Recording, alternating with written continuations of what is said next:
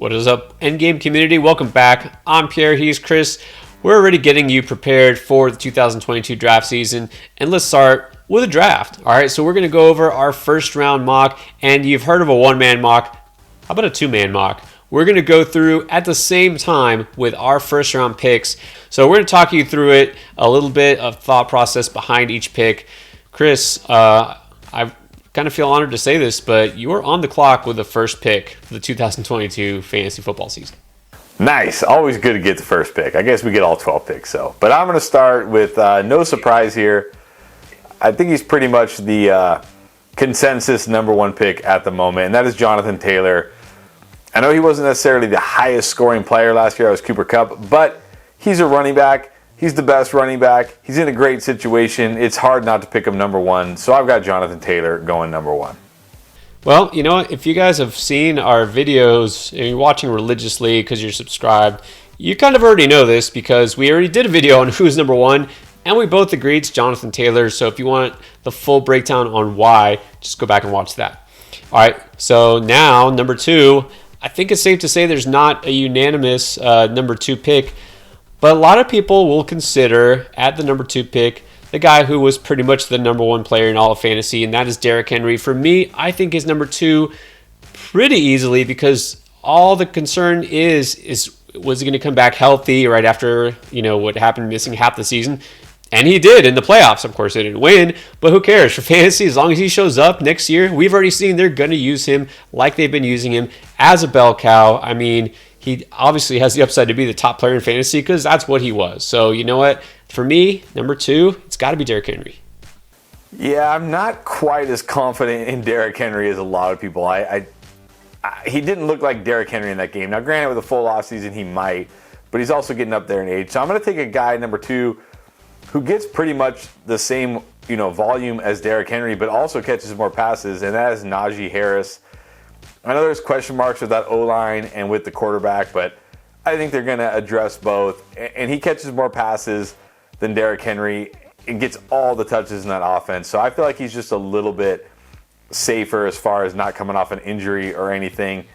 And then at number three, I am going to go with Cooper Kupp. I know this might be a surprise to a lot of people, but Cooper Kupp dominated the fantasy football season, dominated the football season, and he's dominating the postseason. Like, every game he has played with Matthew Stafford so far in his career has been incredible. So there's no reason to think every game won't be incredible again next year. I know people don't want to draft him this high just because he's a wide receiver instead of a running back, but a guy who can give you 400 plus points, I think you've got to take that in the top three. So I have Kupp at number three. Yeah, and I hear all that. I get it. I'm not one of those people who's just going to blindly say I have to take a running back. You know that. I'm not, I guess, quite as eager to take a wide receiver before running back in the first 5-6 picks. It's just tough for me because here's the thing. It's like, okay, regression, right? It happens. There's no guarantee he'll be the number one receiver next year. But I do like that stat you threw out that basically every game he's played with Matthew Stafford, he's been the number one receiver in fantasy. It's true. That whole, breakfast buddy thing, it's not going to stop. I mean, if they win the Super Bowl, who knows, right? But I still got to go running back here, and not because I have to take a running back. But I'm going to go with Najee Harris because everything you said, I think he's got a strong case to be a top three player, and the volume alone, I know people are worried about the offensive line. It's not that great. It can only get better, right? The free agency and the draft. The quarterback, it's got to be better. Look, Ben Roethlisberger, wet noodle for an arm this whole last season. I think just any threat of a deep pass will help Najee. So I like him there, number three. Number four, yeah, I'm going to pass on Cooper Kupp just at least one more time. I got to get a guy that I don't think you can have any argument with, and that's Austin Ekeler, who was just rock solid all year. There's going to be no threat to his workload next year because they're not going to go out and draft somebody or sign somebody. Still in a great offense, dynamic young quarterback. So Austin Ekeler, yeah, he's probably not going to score as many touchdowns, but he's still going to be a valuable fantasy asset. So I got him right there. All right, so fourth pick now on your side. I'm also going to go with Austin Ekeler, and for all the reasons you just said, we know he's got that pass-catching ability. He's pretty much the guy there. I have him just slightly ahead of my number 5 pick, which will be Derrick Henry. again, because Austin Eckler not coming off a foot injury, he's not going to be 29 years old. He's not coming off, back-to-back to, well, what would have been back-to-back-to-back 350 plus touch season. So I just feel a little bit safer about Austin Eckler than I do Derrick Henry, but I do have Derrick Henry at number 5. All right, there you go. So for the most part, same guys here, a little different order, but that definitely matters, right? You only get one of these picks when you're in your draft, and you got that slot. We're going to do mock drafts, by the way, guys, all offseason long to help you kind of sharpen that saw and prepare for your draft. All right, so these will shift too, needless to say. But right now, I think it's fine to go ahead and pull the trigger. Number 5, Cooper Kupp, warming up to him a little bit more since our last mock. Seeing him go off again in the playoffs doesn't hurt. Okay, so number 6 now. Here's where it kind of gets tough because there isn't a clear-cut running back who I think stands head and shoulders above the rest. If you look at the guys who are left, a lot of guys who were first-rounders last year, you're definitely not going to be picked there. Guys like Zeke and Chubb, you're probably not going to see them in this mock. I'm going to stick with a guy that I like. I know some people down on him because he disappointed a little bit, especially during the fantasy playoffs, but I still think Dalvin Cook could be top 5 running back. And you know what? A couple of injuries late in the season, unfortunate, but he's still got the juice. He's a guy who's involved as a pass catcher. He's used as a workhorse. They'll give him the ball 20 plus times. And with a coaching change, I really feel better about this offense in general. I really don't think it matters who the coach is. I just think that not having Mike Zimmer there is going to help. So I'm going to go with Dalvin Cook there at 6. Yeah, I don't dislike that pick at all, but I'm going to go with a kind of a forgotten guy, and that is Christian McCaffrey at 6 because, sure, coming off injury-plagued back-to-back seasons, but what has this guy done every time he's been on the field and finished a game? He's been incredible, like absolutely incredible. So kind of like Derrick Henry, a little riskier here, but I think it's at a point now where it's worth the risk because the upside is so massive with him. So I have Christian McCaffrey at number 6. And then at number 7, I'm going to go with the Minnesota Viking, but not Dalvin Cook quite yet. I'm going to go with Justin Jefferson. I don't think just because he's a wide receiver, he should get knocked down. This is a guy who week in, week out, puts up huge numbers, very consistent, very high floor. Look, he did this with Kirk Cousins and one game of Sean Mannion last year. If they upgrade at quarterback, whether it's through free agency or through the some kind of trade, or if Kirk Cousins comes back, I think it's both okay for him. So I like Justin Jefferson here at number 7. Man, I thought I was high on Jefferson going into next year. I wouldn't be surprised to see him as the number 1 receiver taken. If you don't think Kupp is going to do what he did, of course, we do. But I say Jefferson, number 2 receiver. I'm going to agree with you, but not quite yet. And I think it's still a little early for my taste for Christian McCaffrey. I'm going to take a pick that really might surprise people, even though it's pretty much the same as what we had going into this year with Travis Kelce. I'm going to take him as a first-round pick, and I know you're going to say, well, he didn't do what he did the year before, right? He wasn't that league winner necessarily. And no, this is not recency bias. It doesn't have to do with, how he's performing in the playoffs or late season. It's the fact that he still gives you that massive advantage at tight end. Yeah, I get Mark Andrews was the TE1 this year. I don't think that's necessarily going to hold next year, right? He benefited a lot from injuries to other guys. Kelce is just that rock there. And I really like grabbing him, especially this year, because I think the advantage could be bigger. If you think about it, Darren Waller didn't land among the elite tight ends this year, right? George Kittle didn't land among the elites for the most part.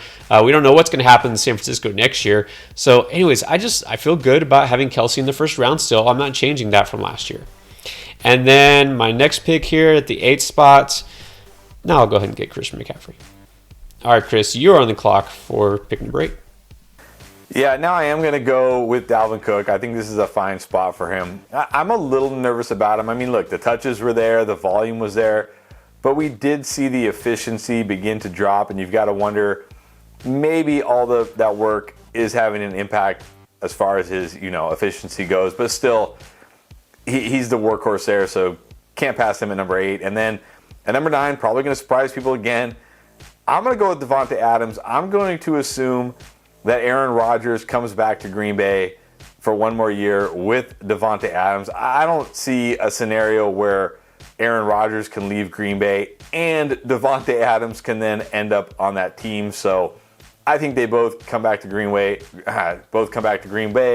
to give it one more go. So I like Davante Adams at number 9, assuming Aaron Rodgers is back.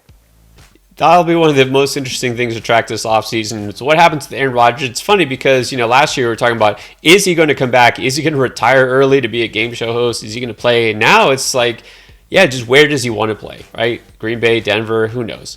But where he goes, it's pretty much assumed Davante Adams will be with him. So I guess that keeps him at a high floor, right? Because he's always going to have that quarterback.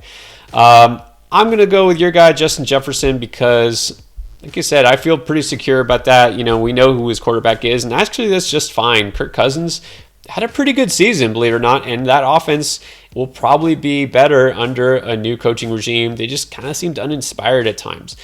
All right, so Jefferson right there, receiver. I'm going to go now with another running back, and that's a guy who maybe won't be in the first round of every draft, but I think you got to feel pretty good about Joe Mixon, the way that Bengals offense is looking. He's pretty much been used exclusively throughout the second half of the season. Some people midseason were worried about Samaje Perine and other guys getting involved. Just forget all that. So I like taking Mixon there at number 10. All right, well, number 10, I'm going to take a guy that I normally don't draft, but I think this is where you should go, and that is Tyreek Hill.